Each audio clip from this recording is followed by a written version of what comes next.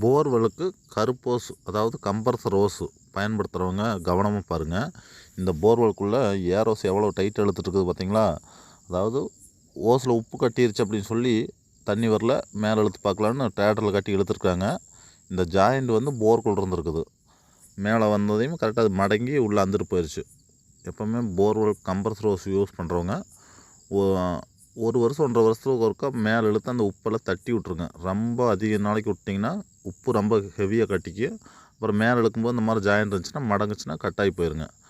அப்புறம் கட்டாகி உள்ளே சரச்சரன்னு இழுத்துட்டு போகும்போது பக்கத்தில் ஆளுன்றாங்கன்னா அவங்களே சேர்த்து அடிச்சிடும். இதை வந்து நம்ம உள்ளே ராடெல்லாம் இறக்கி அந்த உள்ளே போய் இந்த ஓசை பிடிச்சி வெளியே எடுத்துட்டோங்க. நாங்கள் திருப்பூர் மாவட்டம் குன்னத்தூருங்க. இந்த மாதிரி ஒர்க்கெல்லாம் பண்ணி கொடுத்துட்ருக்குறோம். போர்வெலுக்குள்ளே கேமரா வச்சு பார்க்குறது இந்த வேலையில் செஞ்சு கொடுத்துட்ருக்குறோங்க. எப்போவுமே போர்வெல் கம்ப்ரஸர் யூஸ் பண்ணுறவங்க ஒரு வருஷத்துக்கு ஒருக்கா வெளியே இழுத்து அந்த உப்பை தட்டி விட்டிங்கன்னா வெயிட் அதிகமாக சேராது. ரொம்ப நாளைக்கு விட்டு வரும்போதுங்க அந்த கப்பி கட்டிகிட்டே வந்துச்சு அப்படின்னா வெயிட்டும் ஓவராக போயிடும். முடிஞ்ச வரைக்கும் போர்வெலுக்குள்ளே ஜாயிண்ட் போடுறத தவிர்த்துருங்க. வெளியே ஜாயிண்ட் போட்டால் பரவாயில்ல, போர்வெலுக்குள்ளே ஜாயிண்ட் இருந்துச்சுன்னா அது என்றைக்காவது பிரச்சனை பண்ணி விட்ருங்க.